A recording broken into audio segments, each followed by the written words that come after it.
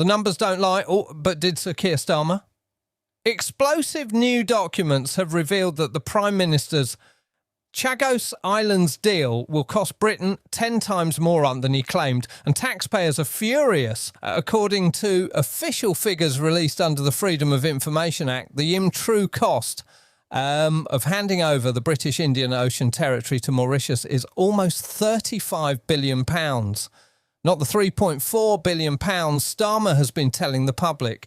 This staggering bill, buried deep inside government paperwork, has sparked accusations that Labour ministers used an accountancy trick to mislead both Parliament and the press, hiding the real price tag from the British people.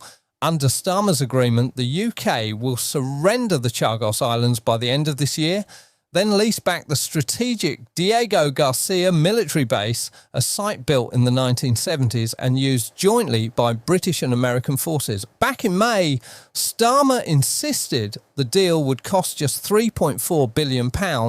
Don't forget to like, comment, and subscribe to Next UK, your go-to for real stories and sharp analysis.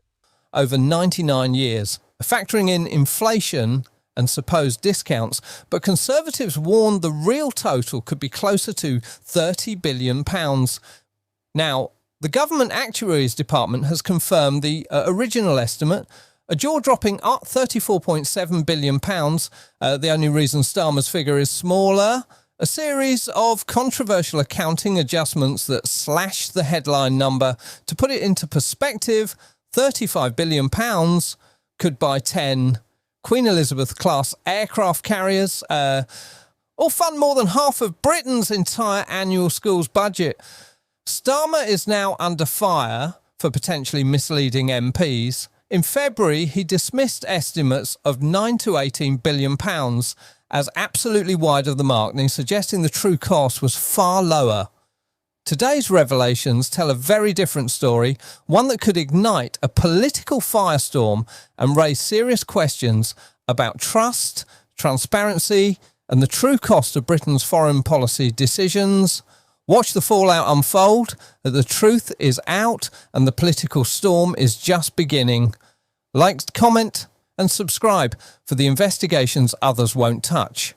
That it was 34.7 billion, but he thought that we didn't deserve to know because we might push back against it and be upset. Yeah, Fahima, I think, listen, I think no matter what happens, even if it was 3.4 billion, British people are generally going to be outraged, particularly when they're going through a cost of living crisis, particularly when they're being told the government have got to make benefits cuts, particularly when they at home are suffering. But besides that, even if this 30 billion was 15 billion, the fact that the number may actually be incorrect, and that ministers allegedly here by the Telegraph have said that they refuse to release the total cost to Parliament, may actually prove, or at least be some indication, that there was something to hide.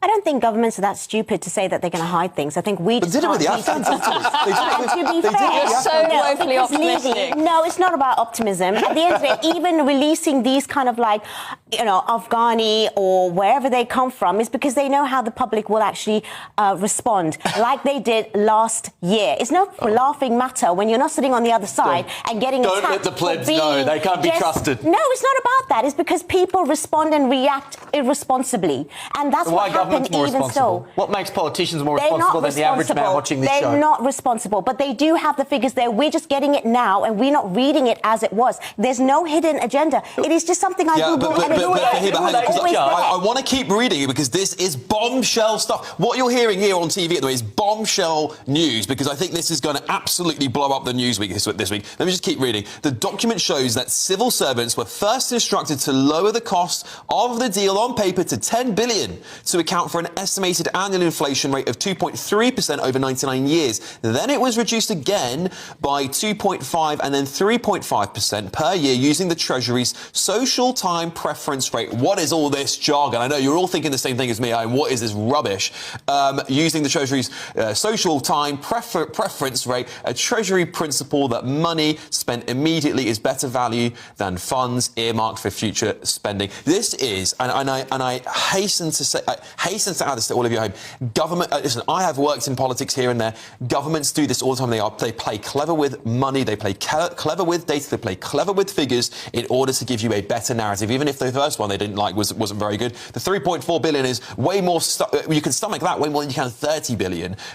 Chloe, I just feel like the British people seeing stories like this, whether it was the Tories with the Afghan data, whether it's Starmer potentially, allegedly, with this 30 billion hidden cost, people are going to start feeling, what on earth am I voting for people who are meant to be democratically elected to represent me in Parliament, to do what's best for me, can't even tell me the truth? I know that. Even if we don't like it. Yeah, they just think, as I said before, that we don't deserve to know. And I just want to come back on the point that Fahima made about, we've got to be careful what we tell people because we don't want to have a situation like last year. I presume you were referring to the riots. None of us here, I think we can all agree, none of us here condone rioting. But what is absolutely unacceptable is the government hiding the truth from us on things because they are worried about that. I mean, for example, the grooming gang scandal, so much of it was kept undercover for so many years because they worried about inflaming community tensions. I'm sorry, but if there being a small risk of rioting means that we get to know the truth about what we deserve to know the truth about. It's the fact that everyone is put under the same banner. You're not sitting on the opposite side. You're not the one that is there called out just because you have a different skin colour or you come from a certain background. Hang on, stop. So that is completely wrong. And I'm not saying that this information should not have been, but at the end of the day, it is there. It's just that people are not intelligent enough to look it up and actually see it or even read it. We're not economists, and we're certainly not the ones to actually read and understand these figures. So do you think we don't deserve to know because we're too dumb? Is that what you're saying? No, I think the information's there. We can't read it. But to give some there. clarity, it's never actually been But to give some clarity, it has because Parliament, ministers refuse to release the final cost. The difference is journalists here have had to put in a freedom of information request to the government to try and dig through all these papers to find the actual true cost. And I think that's what's really jarring for people here. And it's really that and Starmer lied. Well, if let's be allegedly, I don't want to accuse him of lying. If we have to see how the story develops. It seems that way from this article, but I think the difficulty is, and I think we mustn't undersimplify it, because yes, the information is there, but you have to put a freedom of information request, and you have to be able to be relatively well versed in politics to understand the documents you're reading. And actually, I mean, even some of the best journalists will struggle to come to terms with when they look at some of these papers and go, I've never heard of the Department of Actuary before. Titles out which give an extremely wrong idea of what it is in the first place. That's what I think. Well, you may be right, but we'll find out. You may be right. That's what you may be right. Okay. That's what inflames things. Yeah. Final word to you on this, Chloe. Your summary of the Chagos, botched Chagos surrender, in my opinion, because I think this has been a chaotic from start to finish. I mean, it's completely insane that we ever started this. And one of the reasons why this costs us so much money is because we're giving money to help Mauritians with their own economic development. How about our own economic development at home? We've got crazy terms saying that we have to inform the Mauritians before we're going to launch an attack. We have to employ on this base. We have to employ all Mauritians and whatnot. I mean, it's crazy. Yeah, it's absolutely crazy. Absolutely crazy stuff. OK, listen, we might return to this later. I wonder if any other papers have picked up on this. It could just be a Telegraph exclusive here, but let's find out, shall we?